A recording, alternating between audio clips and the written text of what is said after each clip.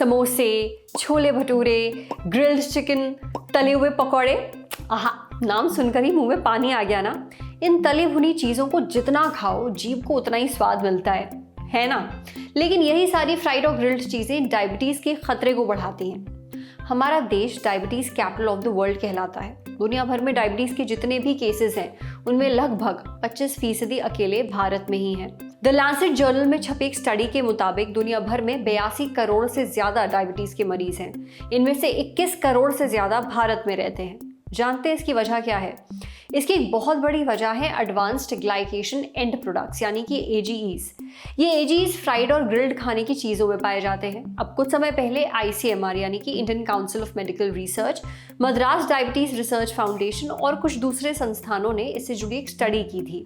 इसे international journal of food sciences and nutrition में छापा भी गया था। इसमें भी यही बात निकल कर सामने आई थी। मगर एग्जैक्टली ये एडवांस्ड ग्लाइकेशन एंड प्रोडक्ट्स हैं क्या, ये आज हम सेहत के इस एपिसोड में जानेंगे। डॉक्टर से समझेंगे इन AGEs से डायबिटीज़ क्यों हो जाती है, खाने की किन चीज़ों में ये एडवांस्ड ग्लाइकेशन एंड प्रोडक्ट्स पाए जाते हैं, और डायबिटीज़ से बचना है तो क्या चीज़ें खाना ज़रूरी है। सुनिए। Brought to you by Sensodent K।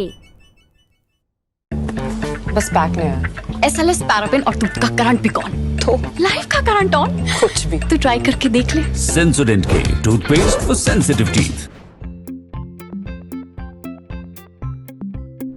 Advance glycated end products जब बनते हैं तब आपकी ग्लूकोज जो है फैट, प्रोटीन या DNA से जुड़ती है।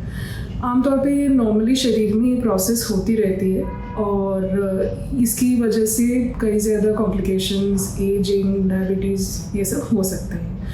और यूजुअली इनकी लेवल जो है नॉर्मल रहती है और कई सिचुएशंस ऐसे होते हैं जब AG के लेवल्स बढ़ जाते हैं। जैसे अगर आपके ब्लड की जो ब्लड ग्लूकोज लेवल्स जो है अगर इनका स्तर या लेवल बहुत ज़्यादा है ज़्यादा समय तक, तो एडवांस ग्लाइकेशन प्रोडक्ट्स जो है ज़्यादा बनती हैं। तो इसके अलावा जो भी हम खाना खाते हैं कुछ ऐसी चीज़ें हैं जिसमें एडवांस ग्लाइकेटेड एंड प्रोडक्ट्स होते हैं और इनसे बॉडी के जो advance glycated end product levels जो होते हैं वो बढ़ सकती हैं। तो एडवांस ग्लाइकेटेड एंड प्रोडक्ट्स जो हैं वो इंसुलिन हार्मोन जो हमारे शरीर में इंसुलिन की मात्रा सही लेवल पे मेंटेन करती है उसके खिलाफ रेजिस्टेंस या प्रतिरोध बढ़ाती है। और इसकी वजह से तो इंसुलिन के लेवल्स बढ़ते हैं और उससे कुछ नुकसान होता है और जो इंसुलिन की वजह से जो शुगर कंट्रोल में स्तर में रहती है वो ख़राब होती है।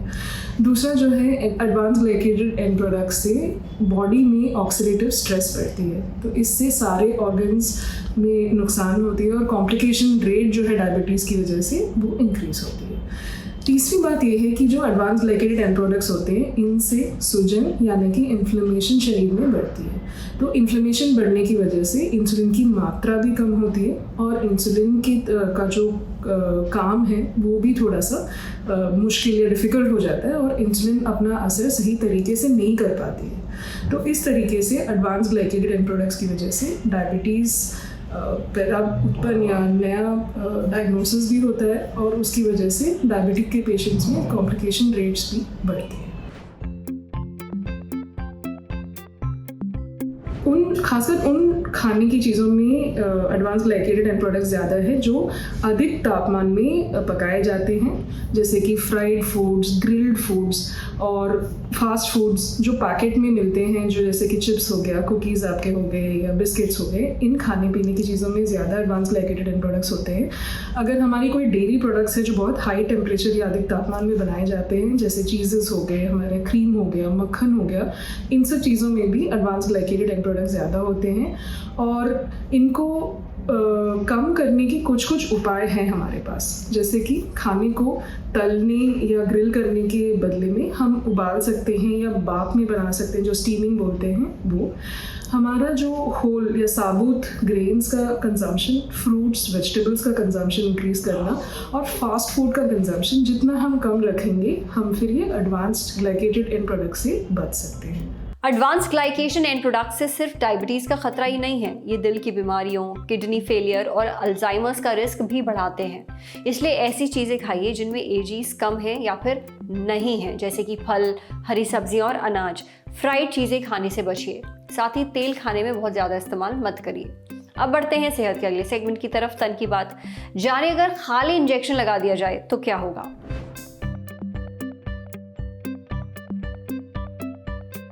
इंजेक्शन तो हम सब ने कभी ना कभी लगवाया ही है, कभी टेटनस का, कभी फ्लू का, कभी कुछ और।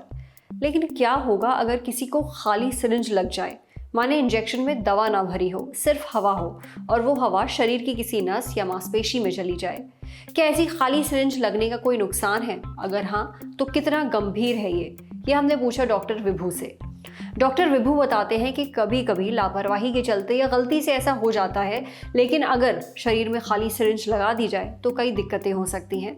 हालांकि इंजेक्शन लगने की जगह और वो कितना गहरा चुभोया गया है उस पर भी डिपेंड करता है। जैसे अगर खाली सिरिंज किसी नस में लग जाए तो इससे एयर एम्बोलिज्म हो सकता है। एयर एम्बोलिज्म में हवा के बुलबुले किसी नस में पहुंचकर उसे ब्लॉक कर देते हैं। इससे खून के फ्लो पर असर पड़ता है, उस हिस्से में खून पहुंचना बंद हो जाता है। एयर एम्बोलिज्म होने पर व्यक्ति को सांस लेने में दिक्कत आने लगती है, सीने में दर्द शुरू हो जाता है, चक्कर आने लगते हैं, बेहोशी छाने लगती है। ऑक्सीजन की कमी से उस हिस्से की स्किन नीली भी पड़ने लगती है, और सिर्फ यही नहीं, इससे व्यक्ति की जान भी जा सकती है। माने जिस नस में खाली सिरिंज लगी है, अगर वो नस दिमाग से जुड़ी है तो ब्रेन स्ट्रोक पड़ सकता है, दिल से जुड़ी है तो हार्ट अटैक आ सकता है, किसी और अंग से जुड़ी है तो वो अंग डैमेज हो सकता है। वहीं अगर खाली सिरिंज किसी मांसपेशी यानी मसल पर लगा दी जाए तो हवा उस जगह पर फंस जाती है। इससे वहाँ एक तरह का एयर पॉकेट बन जाता है, जैसे मेडिकल भाषा में सबक्यूटेनियस एम्फाइजेमा कहते हैं। ये कंडीशन ज़्यादा खतरनाक तो नहीं होती है, लेकिन कुछ दिक्कतें ज़रूर दे सकती है। जैसे उस जगह पर स्किन में सूजन आ जाएगी, वहाँ हल्का दर्द या खिंचाव महसूस होगा। ऐसी हवा कुछ घंटों या कुछ दिनों में खुद ही बाहर निकल जाती है। इससे कुछ खास इलाज की ज़रूरत नहीं होती है। हालांकि अगर दिक्कत बनी रहती है तो डॉक्टर से मिलना बहुत ज़रूरी हो जाता है। खाली सिरिंज लगाने से इन्फेक्शन का भी खतरा होता है। देखिए, अगर कोई सुई को स्टेरिलाइज ना किया जाए यानी उसे साफ नहीं किया जाए तो बैक्टीरिया या फिर वायरस शरीर में जा सकते हैं, इससे इन्फेक्शन हो सकता है। इसलिए जब भी आप इंजेक्शन लगवाने जाएं, ये ज़रूर चेक करिए कि सिरिंज खाली ना हो और उसमें दवा भरी हो। समझे? अब बारी है सेहत के आखिरी सेगमेंट की, खुराक यानी झक्कासी हेल्थ टिप। किशमिश तो खूब खाई होगी। किशमिश का पानी पीने के फायदे जानते हैं? आपने किशमिश तो कई बार खाई होगी, मगर कभी इसका पानी पिया है? सुबह सुबह किशमिश का पानी पीना बहुत फायदेमंद होता है, लेकिन क्यों, ये हमें बताया डॉक्टर अनु अग्रवाल ने। डॉक्टर अनु बताती हैं कि किशमिश में फाइबर होता है, यानी इसका पानी पीने से खाना सही से पचता है, कब्ज की दिक्कत दूर होती है। किशमिश में पोटेशियम और एंटीऑक्सीडेंट्स भी होते हैं, यानी इससे ब्लड प्रेशर कंट्रोल में रहता है और दिल की सेहत सुधरती है। किशमिश में पाए जाने वाले एंटीऑक्सीडेंट्स हमारे सेल्स को नुकसान से बचाते हैं और लंबे वक्त तक चलने वाली बीमारियां जैसे दिल की बीमारियां और टाइप 2 डायबिटीज़ का रिस्क कम करते हैं। इसका पानी पीने से स्किन अंदर से साफ होती है और चेहरे पर निखार आता है। किशमिश में कैल्शियम और फास्फोरस होता है, जिससे हड्डियां मजबूत बनती हैं। ऑस्टियोपोरोसिस जैसी बीमारियों का रिस्क कम होता है। दरअसल ऑस्टियोपोरोसिस में हड्डियों के अंदर खोखलापन आ जाता है, जिससे हड्डियां कमज़ोर होती हैं। डॉक्टर अनु आगे बताती हैं कि किशमिश में आयरन होता है। आयरन हमारे लिए बहुत ज़रूरी है। अगर शरीर में आयरन की कमी हो तो हीमोग्लोबिन ठीक से नहीं बन पाता, इससे अनीमिया हो सकता है, यानी खून की कमी।